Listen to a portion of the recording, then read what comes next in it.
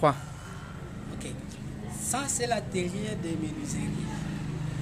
Dans cet atelier, nous formons des garçons, non désœuvrés. Il faut parler fort.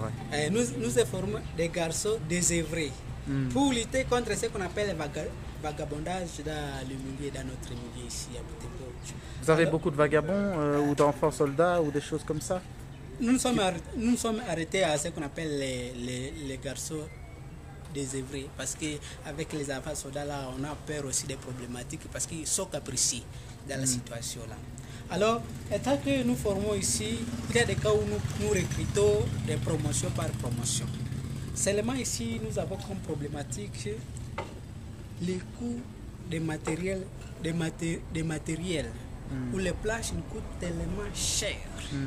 Après avoir acheté des plages tellement chères, il y a des cas où lorsqu'on termine ce qu'on appelle les produits finis, les gens ne payent pas ou ne considèrent pas à valeur nos activités ou nos forces engagées dans cette situation-là.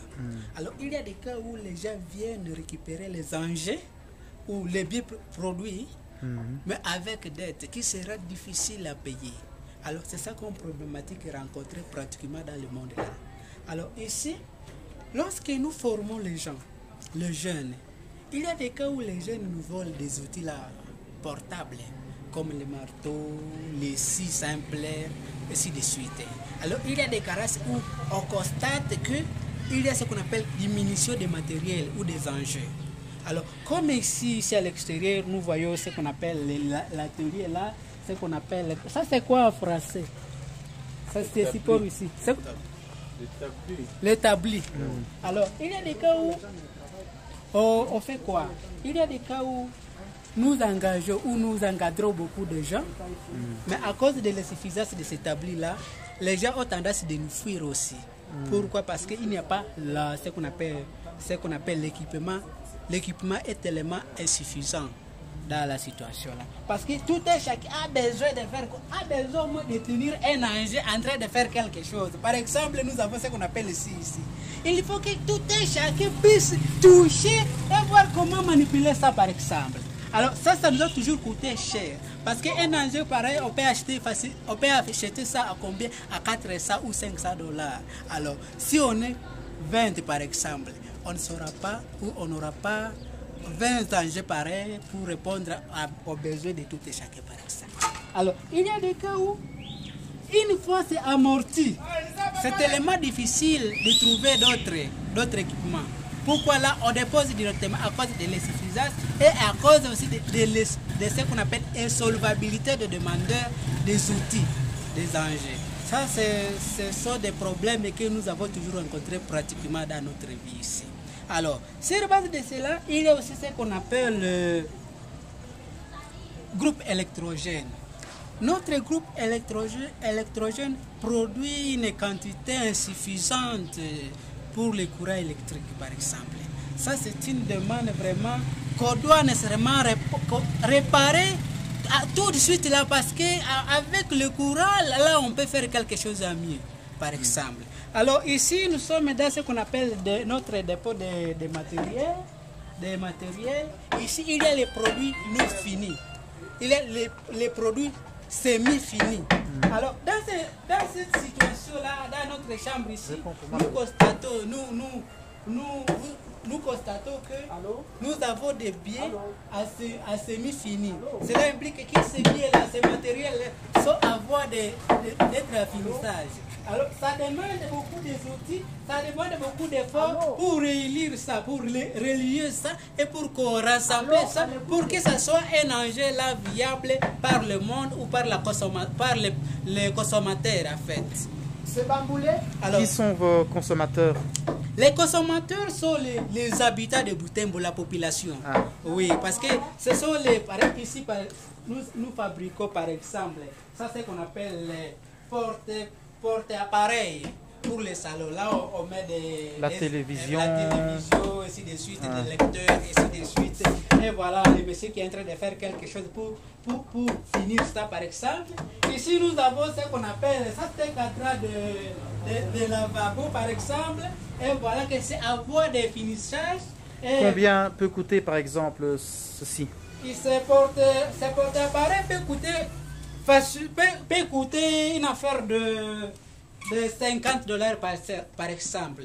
Mais c'est fait avec quel bois? C'est fait à bois rouge qu'on appelle par exemple liboy. Ici c'est liboy. C'est liboy bois rouge. Qu'on a toujours produit au niveau de Ozaï. Là, on est obligé d'acheter les plages. Par exemple, ici, nous avons les plages. Ça, c'est ce qu'on appelle le bois rouge. Bois à couleur rouge. Et ça, c'est bois à couleur blanche. Alors, ce bois rouge ici sont tellement très chers sur le marché. Lorsqu'on arrive au marché, on fixe facilement ce qu'on appelle édrier. Monsieur, les chargés édrier, ça coûte quoi? C'est 25 $. Édrier, ça coûte 25 $. Donc ça? Oui. Ça coûte 25 $. Avec les pièces qu'on est en train de fabriquer, une pièce peut consommer une valeur de 3 ou 4 édriers par exemple, pour faire quelque chose. Alors, lorsque nous allons descendre ici en bas, vous allez constater qu'il y a les produits finis qui consomment facilement une valeur d'au moins plus de 100 $ par exemple, mais qui est difficilement écoulée. Parce que les consommateurs vraiment se chargent d'engager une somme là, ça serait un peu difficile. Vous avez constaté les cadrans de chaises ici. Alors ici c'est la phase de rassemblage de la situation là. Ça c'est ce qu'on appelle les chaises Louis XVI, Louis XIV. Ça c'est ce qu'on appelle les chaises Louis XIV, qui est avant de finissage. Alors ici c'est ce qu'on appelle lit par exemple, lit sport par exemple. Et voilà, c'est presque fini parce qu'on a mis un peu de vernis et tout ça c'est achetable, et ainsi de suite. Ici ce sont des cadrans qu'on doit quand même voir, c'est sur base des demandes des consommateurs. Ça, en cas de construction, on demande de confectionner les portes par exemple. Alors, les portes qu'on paiera à compte-gouttes. Alors, lorsqu'on paye à compte-gouttes, on a difficile d'acheter quoi? On a difficile d'acheter les drouillers là.